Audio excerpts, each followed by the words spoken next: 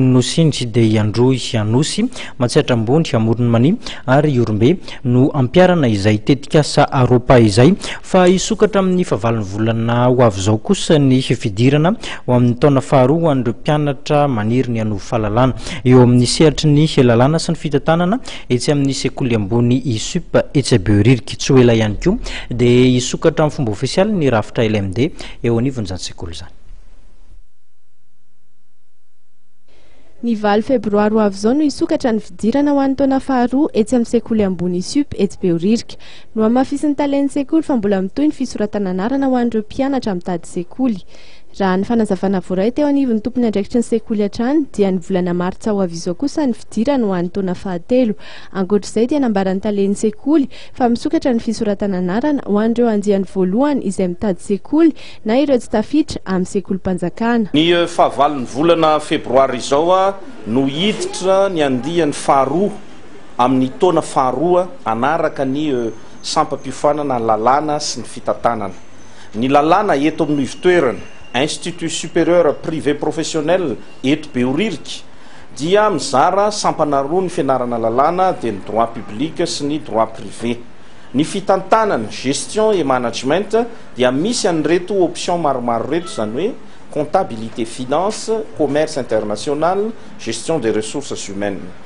Amin'izao fotoana izao ireo mpianatra taona faharoa teo aloha na vita fianarana roa taona teto amin'ny sekoly dia efa manomana ny fikarohany ary tsy ho ela amin'ny volana febroary io dia anohana n'izany voka-pikarohany izany na hanao ny soutenance publique de mémoire.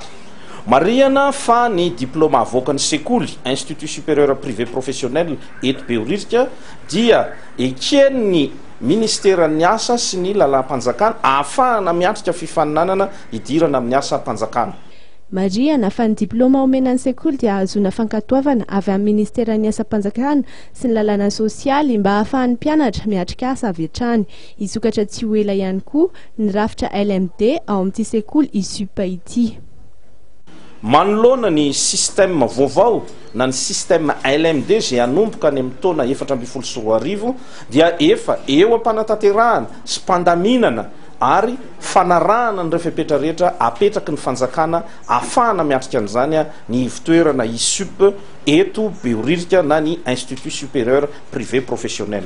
Mbola misokatra amin'ny fisoratana anarana ho an'ny taona faharoa izay anaraka ny droit na gestion ary tsy ho ela dia isokatra ihany koa ny fidirana ho an'ireo taona fahatelo manomana ny licence professionnelle sy mbola misy andihany farany faradoboka ireo hiditra taona voalohany ho an'ireo mbola sahirana amin'ny fitadiavana sekoly eto Behoririka sady akaika no ahafahana miserasera amin'ireny vohatra avy hatrany izay mbola hitady fidirana ho an'ny taona voalohany sy ny taona faharoa dia manatona malaky aty amin'ny ISUP fa hiaraka mandroso isika.